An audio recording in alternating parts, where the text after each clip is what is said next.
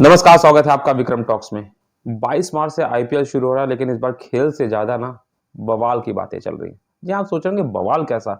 IPL तो हर साल होता है, छोटी मोटी घटनाएं होती हैं, लेकिन नहीं, इस बार जो बवाल है आप समझ रहे हैं ना, ऑक्शन से पहले से बवाल शुरू हुआ है। चाहे वो अगर बात की जाए गुजरात टाइटन से, जब हार्दिक की ट्रेडिंग होकर मुंबई इंडियंस में आए, यहाँ तक तो तब भी सबको समझ में आ रहा था कि चलो भाई, कोई बात नहीं, ट्रेडिंग होती है।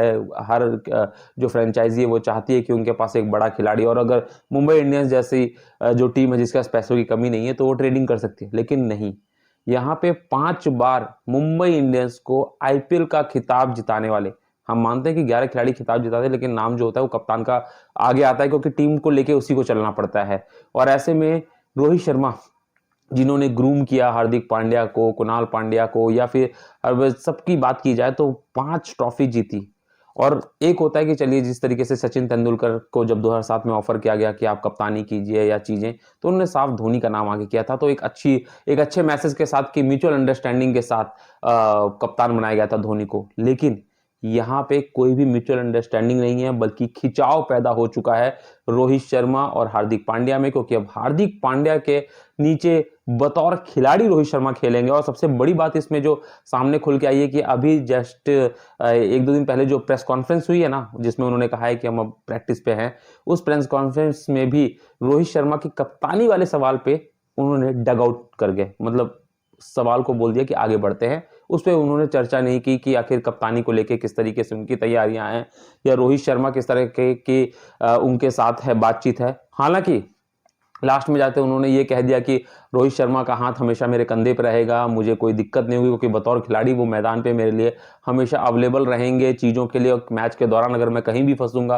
कोई भी क्रंच सिचुएशन होगी, कोई ऐसे फैसले लेने होंगे जिससे बहुत बड़ा नतीजा निकल सकता है, तो रोहित शर्मा सबसे पहले आदमी होंगे जिनके पास वो पहुंचेंगे। और लगातार उन्होंने, हार्दिक पांड्या ने यह भी कहा कि हम लोग आज से नहीं खेलने, लगातार भारतीय क्रिकेट की बात हो, मुंबई इंडियंस की बात हो, हम लगातार खेलते चले जा रहे हैं, तो हमारी अंडरस्टैंडिंग बहुत अच्छी है। लेकिन यहीं पे बात नहीं बनी हार्दिक पांड्या, लेकिन जो मेन सवाल थे वहां पे ना केवल हार्दिक पांड्या, बल्कि मार्क बाउचर, जो इस समय कोच भी है मुंबई इंडियंस के और चीजें भी हैं, मेंटोर भी हैं, वो भी, जब उनसे भी सवाल पूछा गया रोहित को लेके, तो वो भी कोई क्लैरिफाई आंसर नहीं दे पाए।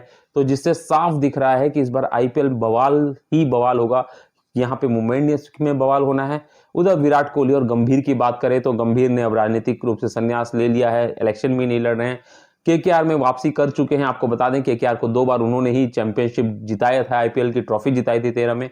ऐसे में अब गंभीर और विराट के बीच भी देखने वाली बात होगी, क्योंकि पिछले आपको याद है ना, आईपीएल जब 2023 में हुआ था तो नवीन हुल्लक, गौतम गंभीर और विराट कोहली मैदान पे किस तरीके से जबरदस्त तरीके से लड़े थे, और जिसके बाद बीसीसीआई को इनके ऊपर जुर्माना भी लगाना पड़ता था। गंभीर और विराट कोहली पे तो 100% जुर्माना लगा था, और नवीन हुल्लक पर 50% का जुर्माना लगा था। हालांकि नवीन हुल्लक और विराट की बात तो वहां पे संभल गई जब भारतीय और अफगानिस्तान के बीच वर्ल्ड कप का मैच हुआ, तो वहां पे दोनों में भाईचारा और दोस्ती दिखी, और नवीन उल हक ने हाथ जोड़ते हुए माफी भी मांग ली थी। लेकिन गंभीर ऐसा करने वाले नहीं है, क्योंकि गंभीर एक तो भाई विराट कोहली से सीनियर खिलाड़ी भी हैं, कोच भी है, मेंटोर भी हैं। तो ऐसे में आपको याद होगा ना, 10 साल पहले भी 2010 के आसपास की बात की जाए तो वहां भी इन दोनों के बीच में जब विराट कोहली कैच आउट होते हैं, गंभीर ने कैच लिया था, तो कुछ टिप्पणी की थी। और ये झगड़ा आज से नहीं, लगभग 12-13 साल से पुरानी दुश्मनी एक तरह से हम कहें खेल के मैदान पे चली आ रही है। तो ये भी देखना दिलचस्प होगा कि आखिर इस आईपीएल में क्या होगा। कमेंट बॉक्स में करके बताइए आपको किन लोगों का इंतजार है। साथ ही अगर फेसबुक पे देख रहे तो पेज को फॉलो, लाइक कर लीजिए, और यूट्यूब पे देख रहे तो चैनल को सब्सक्राइब कर लीजिए।